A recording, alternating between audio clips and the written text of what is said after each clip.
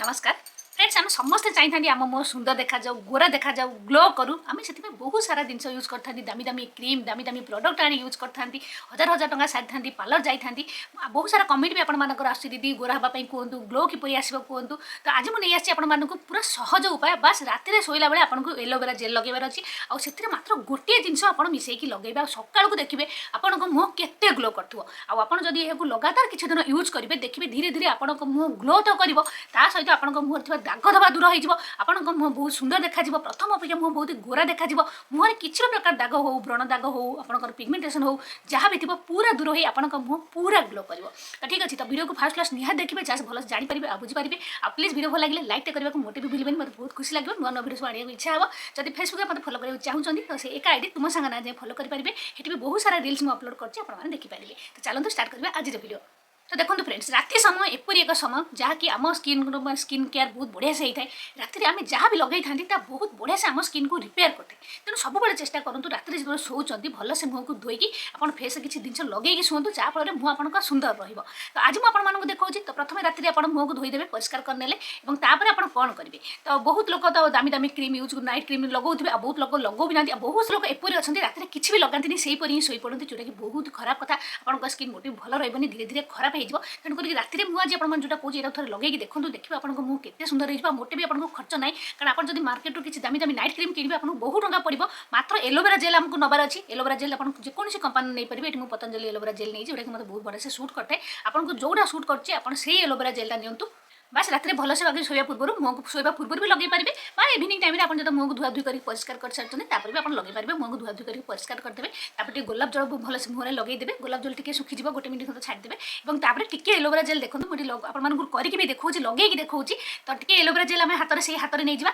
तो aloe vera gel आम skin को सफ्ट बन था स्मूथ बन था ग्लोइंग बन था फेयर बन था समस्त जानते एलोवेरा गुण और समस्त पाखे प्राय एलोवेरा जेल थी जड़े नथिबो जहाँ एलोवेरा जेल आप नथिबो एलोवेरा जेल आजिकल समस्त पाखे रही बहुत गुणकारी यार गुण आपंक स्किन को टाइट रखिबो ग्लोइंग बनइबो गोरा करिबो बढ़िया से आपंक स्किन को मॉइस्चराइज रखिबो तो एलोवेरा जेल टी आम नेले और सेकेंड जिन एथरे आप कौन मिसेबे तो आप देखो नड़िया तेल 3-4 बुंद मिसई पारे आलमंड ऑयल जब चाहते आलमंड ऑयल बादाम तेल भी मिसई पारे आउ टे भल जब रिजल्ट चाहते तो ये जिन देखो मुझे देखुची आपको कुंकुमादी ऑयल आगुरी मुझे कही कुंकुमादी ऑयल विषय में जदि आपने किणी पार्टी तो प्लीज गोटे गोटे कुंकुमादी ऑयल किणी रखु और लगातु गोटे आणिक लगातु आ तार गुण आप देखिए मैंने कुंकुमादी ऑयल ए